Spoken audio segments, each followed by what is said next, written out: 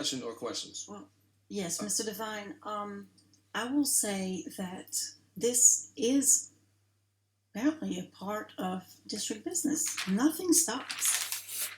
In fact, my understanding, and that's why one of the reasons why I'm asking tonight that we be informed, my understanding is that there have been meetings,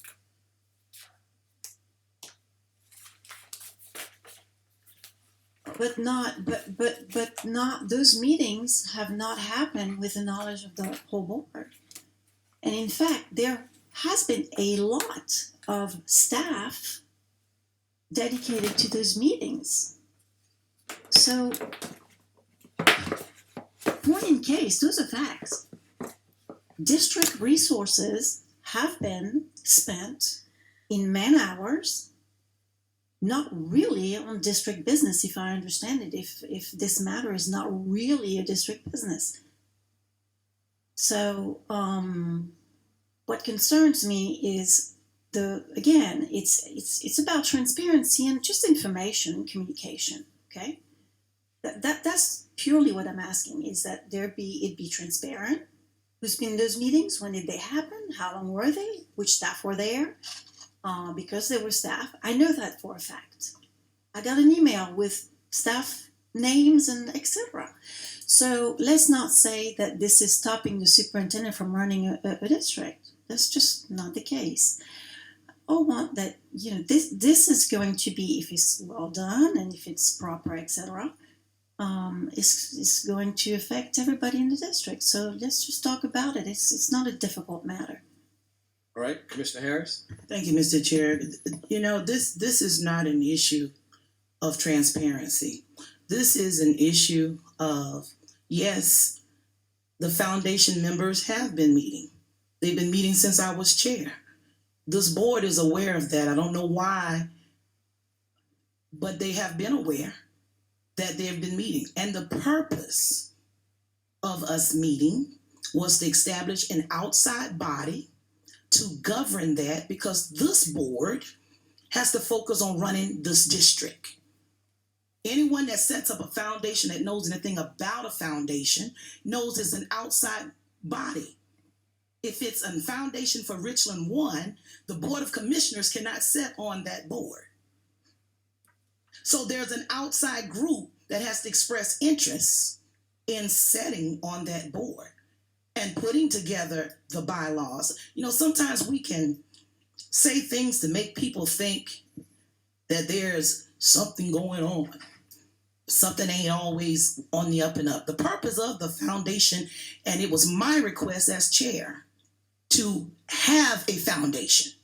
And the purpose is because we want the Richland 1 Hall of Fame Foundation to be able to give us dollars that we can give back to our children.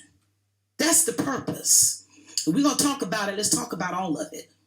That's the purpose. The purpose is that event should be bringing in revenue, that when we have those students come for our merit scholars or whatever it is that we do, we're able to give them something. But we can't do that from a school board standpoint because we govern the taxpayers' dollars. That's the purpose of the foundation. And yes, they have been meeting.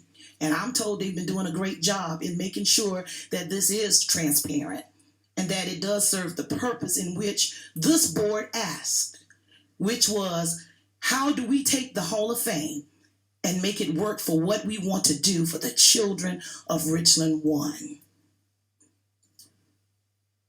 I'm going to stop there because I don't want to say anymore. I just want to put that comment out there because a lot of times, just because somebody say it don't make it truth.